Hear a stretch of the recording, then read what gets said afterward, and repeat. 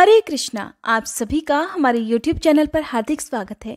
आज की इस वीडियो में आप रसपान करने वाले हैं कार्तिक मास महात्म्य के अध्याय 28 का। साथ ही आप सुनेंगे भगवान श्री कृष्ण की भक्ति की एक सच्ची कहानी कि कैसे भगवान अपने भक्तों को संकट से उबारने के लिए कैसे उनके सामने आ जाते हैं। अगर उनके सच्चे भक्तों पर कोई मुश्किल आती है तो उस मुश्किल घड़ी के आने से पहले ही कैसे वो अपने भक्तों को सचेत कर देते हैं, ये जानने के लिए आज की इस वीडियो को आप लास्ट में जरूर देखिएगा। सबसे पहले तो मैं आप सभी को बता दूं कि अब कार्तिक मास समाप्त होने को है, तो आने वाले मार्गशीर्ष मास यानी कि अगहन के महीने में आप हमारे चैनल पर मार्गशीर्ष मास महात्म्य की कथाएं भी जरूर सुनेगा और अब तक जो प्यार दिया है उससे ज्यादा प्यार देने की कोशिश कीजिएगा। आज बैकुंठ चतुर्दशी है। आप सभी को बैकुंठ चतुर्दशी की भी हार्दिक शुभकामनाएं। आज के दिन दीपदान कैसे किया जाता है, कौन सी कथा सुनी जाती है, इसकी कंप्लीट वीडियो हमारे चैनल पर अपलोडेड है। और अगले दिन कार्तिक पूर्णिमा है, देव दिवाली है, तो प्लीज हमारे चैनल पर कार्तिक पूर्णिमा और श्री सत्यनारायण भगवान की कथा भी आप जरूर सुनिएगा। देवर्षि नारद ने श्री ब्रह्मा जी से पूछा कि हे ब्रह्मा जी, अब आप मुझे कृपया कर ये बतलाइए कि तुलसी दलों को किस प्रकार तोड़ना चाहिए, किन किन तिथियों में तुलसी दल नहीं तोड़े जाते हैं, तुलसी दल तोड़ने का विशेष मंत्र क्या है, और इसके अलावा आप मुझे कृपया कर अब तुलसी जी की महिमा का भी वर्णन अवश्य कीजिए। तब देवर्षि नारद के प्रश्नों का उत्तर देते हुए श्री ब्रह्मा जी ने कहा, हे नारद, तुलसी दल या पत्तियां जब भी तोड़नी हो तो उसके लिए वैधृति और व्यतिपात इन दो योगों में, रविवार, एकादशी, अमावस्या और पूर्णिमा इन तिथियों में, संक्रांति और जन्म मरण छूत में तुलसी दल तोड़ना वर्जित माना जाता है। इन तिथियों को भूल से भी तुलसी दल नहीं तोड़ना चाहिए। संक्रांति, अमावस्या, एकादशी और रात्रि और दोनों संध्याओं में अर्थात सुबह सूर्योदय से पहले और शाम को सूर्यास्त के बाद भी कभी तुलसी दल ना तोड़ें। किंतु तुलसी के बिना श्री हरि की पूजा संपूर्ण नहीं मानी जाती, इसलिए निषेध समय में तुलसी वृक्ष से अपने आप गिरी हुई पत्तियों से भी पूजा की जा सकती है। पहले दिन के पवित्र स्थान पर रखे हुए तुलसी दल से भी भगवान की पूजा की जा सकती है। अर्थात कहने का तात्पर्य यह है कि जो तुलसी दल आपने एक दिन पहले भगवान को अर्पित किए हैं, उन्हीं को गंगा जल से धुलकर दोबारा से भगवान को अर्पित किए जा सकते हैं। शालिग्राम भगवान की पूजा के लिए इन वर्जित तिथियों में भी तुलसी दल तोड़े जा सकते हैं। बिना स्नान के और जूता पहनकर कभी भी तुलसी दल ना तोड़े और ना ही तुलसी जी को स्पर्श करें। हे देवर्षि, अब मैं तुम्हें तुलसी दल को तोड़ने का नियम भी बताता हूँ। तुलसी का एक एक पत्ता ना तोड़कर पत्तियों के साथ अग्रभाग को तोड़ना चाहिए। तुलसी की मंजरी सभी फूलों से बढ़कर मानी जाती है। मंजरी तोड़ते समय उसमें पत्तियों का रहना भी आवश्यक होता है और इस प्रकार मंत्र पढ़कर पूज्य भाव से पौधे को बहुत ज्यादा हिलाए डुलाए बिना तुलसी के अग्रभाग को तोड़ना चाहिए। इससे पूजा का फल लाख गुना बढ़ जाता है। ये मंत्र है, मातस तुलसी गोविंद हृदयानंद कारिणी नारायणस्य पूजार्थम चिनोमि त्वाम नमोस्तुते। देवर्षि, तुलसी दल तोड़ने के अन्य मंत्र इस प्रकार हैं, ओम सुभद्राय नमः, ओम सुप्रभाय नमः। तुलसी दल तोड़ते समय श्रद्धा पूर्वक सबसे पहले तुलसी जी को प्रणाम करके फिर इन मंत्रों का जाप करते हुए ही तुलसी दल तोड़ना चाहिए। सभी को अपने घर में, अपने आंगन में तुलसी जी का पौधा अवश्य ही लगाना चाहिए। जहां पर नित्य नियम से तुलसी की पूजा होती है, उस घर में साक्षात लक्ष्मी जी का वास भी होता है। स्वयं भगवान नारायण तुलसी जी को अपने मस्तक पर धारण करते हैं, क्योंकि यह मोक्ष कारक तो है ही, भगवान की भक्ति भी प्रदान करती है। भगवान की उपासना, पूजा और भोग में तुलसी दलों का होना अनिवार्य माना गया है। हे देवर्षि, कहने का तात्पर्य यह है कि जो भी मनुष्य तुलसी अपने घर में लगाता है, जब तक उसकी शाखा, प्रशाखा, बीज, पुष्प और सुंदर दलों के साथ पृथ्वी पर बढ़ती रहती है, तब तक उनके वंश में जो जो जन्म लेते हैं वे 2-2 हजार कल्पों तक श्री हरि के धाम में निवास करते हैं। संपूर्ण पत्रों और पुष्पों को भगवान के चरणों में चढ़ाने से जो फल मिलता है, वो बस एकमात्र तुलसी दल के अर्पण से ही प्राप्त हो जाता है। 100 भार स्वर्ण और 400 भार रजत के दान का जो फल है, वही तुलसी वन के पालन से मनुष्य को बड़ी सुगमता से प्राप्त हो जाता है। जिसके घर में तुलसी का पौधा या बगीचा होता है, उसका वह घर साक्षात तीर्थ के समान होता है और वहां यमराज के दूत भी कभी नहीं जाते। हे नारद, अब मैं तुम्हें तुलसी की माला धारण करने के संबंध में कुछ महत्वपूर्ण बातें बताता हूँ। तुलसी की माला धारण करने के संबंध में शालिग्राम पुराण में कहा गया है कि भोजन करते समय तुलसी की माला का गले में होने से अनेक यज्ञों का पुण्य प्राप्त होता है। जो कोई तुलसी की माला धारण करके स्नान करता है, उसे गंगा स्नान करने जैसी सारी नदियों के स्नान का फल प्राप्त हो जाता है। तुलसी माला तुलसी जी के पौधे से निर्मित की जाती है। तुलसी परम पवित्र और आध्यात्मिक तथा औषधि गुणों से अपने आप में परिपूर्ण है। इस माला से भगवान विष्णु, श्री राम, श्री कृष्ण और गायत्री मंत्र का जप अत्यंत शुभदायी होता है। वैष्णव दीक्षा से दीक्षित साधु संत और गृहस्थी भक्तजन इसे कंठी के रूप में भी धारण करते हैं। तुलसी वन के नीचे किया गया पिंडदान पितरों के लिए अक्षय होता है, उन्हें मोक्ष प्रदान करता है। गले में तुलसी जी की माला धारण करने से जीवन शक्ति बढ़ती है, बहुत से रोगों से मुक्ति मिलती है। इस माला को धारण करने से शरीर स्वस्थ होता है, शरीर निर्मल, रोग मुक्त और सात्विक बनता है। तुलसी शरीर की विद्युत संरचना को सीधे सीधे प्रभावित करती है। इसको धारण करने से शरीर में विद्युत शक्ति का प्रवाह बढ़ता है और जीव कोशों द्वारा धारण करने के सामर्थ्य में वृद्धि होती है।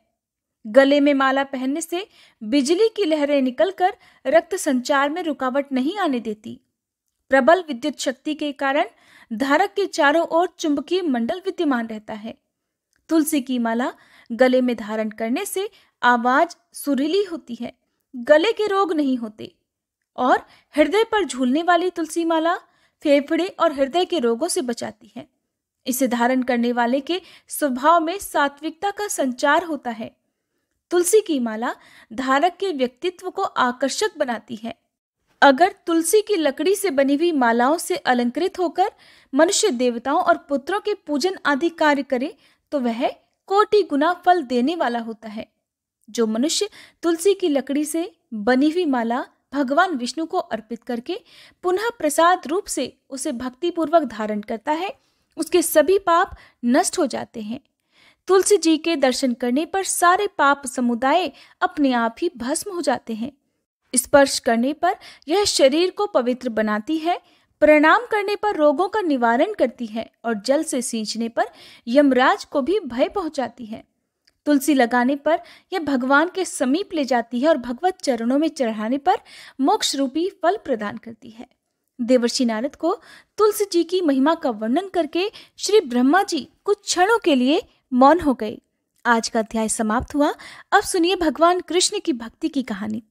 एक बार समुद्र किनारे एक गांव में कृष्णाबाई नाम की एक बूढ़ी माई रहती थी। वह भगवान कृष्ण की परम भक्त थी, एक झोपड़ी में रहा करती थी। कृष्णाबाई का वास्तविक नाम तो सुखिया था, पर कान्हा जी की भक्ति के कारण गांव के लोगों ने उनका नाम ही कृष्णाबाई रख दिया।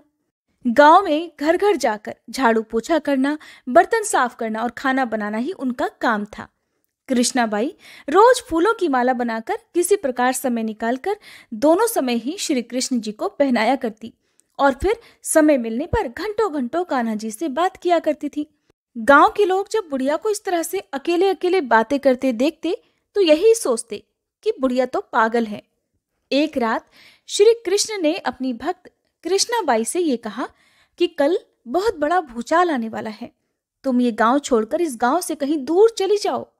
अब क्या था, मालिक का आदेश था, प्रभु का आदेश था, मानना तो था ही।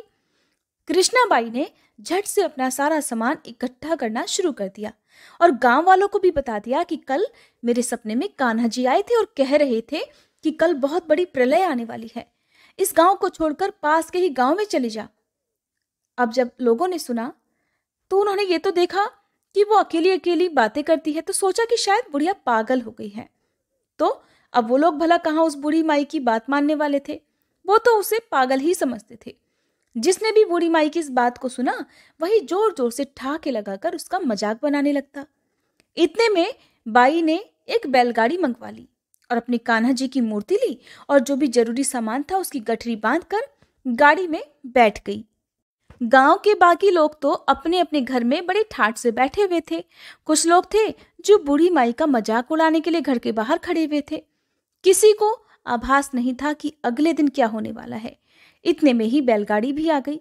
बूढ़ी माई ने झट से अपना सारा सामान और कान्हा जी की मूर्ति उस बैलगाड़ी में रख दिया और वह गाड़ी में बैठकर चली गई। गांव के लोग उसके जाने पर उसकी मूर्खता पर हंसते रहे, उसका मजाक बनाते रहे। बाई जब जाने लगी तो अपने गांव की सीमा पार कर जैसे ही वो दूसरे गांव में प्रवेश करने वाली थी कि उसे कान्हा जी की आवाज आई कि अरे पगली, जा वापस जा और अपनी झोपड़ी में से जरा वो सुई तो ले आ जिससे तू रोज मुझे माला बनाकर पहनाती है। अब मूर्ति में से ये आवाज आई तो सुनकर बूढ़ी माई तो बड़ी बेचैन हो गई, तड़प गई कि मुझसे ये भारी भूल कैसे हो गई। अब मैं अपने कान्हा की माला कैसे बनाऊंगी? ये तो मुझसे बहुत बड़ी गलती हुई। ये सोचकर उसने जल्दी से बैलगाड़ी वाले को रोका और बदहवास होकर बड़ी बेचैन होकर झोपड़ी की तरफ भागी। गांव वालों ने देखा कि ये बूढ़ी माई तो फिर से वापस आ गई, तो उसके पागलपन को देखते और खूब मजाक उड़ाते रहे। लेकिन बूढ़ी माई ने तो किसी की बात पर ध्यान ही नहीं दिया, किसी की बात को नहीं सुना, अनसुना कर दिया। और उसे चिंता थी तो बस सुई की, जिससे वो अपने कान्हा जी के लिए माला बनाया करती थी। अब जब वह अपनी झोपड़ी में गई तो झट से उसने झोपड़ी में एक कोने में तिनकों में फंसी हुई वो सुई निकाल ली। सुई लेकर वह बूढ़ी माई जिस तरह से पागलों की तरह से नंगे पांव ही दौड़ती आई थी, उसी तरह नंगे पांव भागकर गाड़ी वाले के पास पहुंच गई। जब गाड़ी वाले के पास दौड़ती हाँफती पहुंची तो गाड़ी वाला कहने लगा, माई तू इतनी परेशान क्यों है? अरे कुछ नहीं होगा। माई ने कहा, अच्छा अब चल और जल्दी से अपने गांव की सीमा को पार कर।